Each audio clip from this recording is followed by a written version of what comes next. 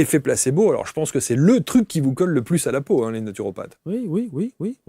Moi, je défends l'effet placebo. Parce qu'en latin, c'est placebo, c'est cela me plaira, hein, je serai heureux de le faire, quoi.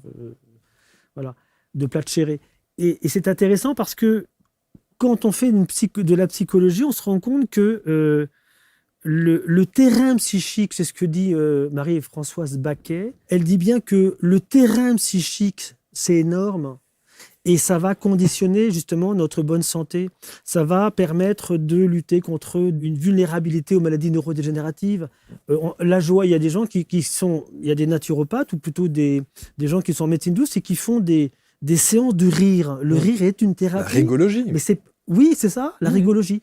C'est pas une vue de l'esprit. Bien sûr, bien sûr. Il y a une efficacité réelle. Absolument. Réelle. Vous prenez des instruments objectifs utilisés dans les hôpitaux pour aller vérifier le rythme cardiaque, vérifier différentes choses, au niveau même des différents équilibres électrolytiques, etc. Il y aura une modification des chiffres suite à une séance ou plusieurs séances de rire. Mais on y vient quand même. On y vient quand même parce que je me rends compte que, notamment sur une thématique comme la méditation. Oui. La méditation, pendant des années, tout le monde balayait ça un peu du revers de la main en disant c'est pour une bande de perchés, d'illuminés, qui sont en lévitation et qui s'imaginent machin. Aujourd'hui, scientifiquement parlant, on sait à quel point la méditation a des bienfaits. Je crois que c'est Elizabeth Blackburn, qui est prix Nobel de médecine, qui a écrit là-dessus, en disant à quel point ça impactait justement nos cellules, et notamment les télomères, etc.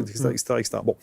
Donc, peut-être qu'on arrivera un jour à considérer que la naturopathie a une dimension beaucoup plus importante que celle que l'on peut imaginer.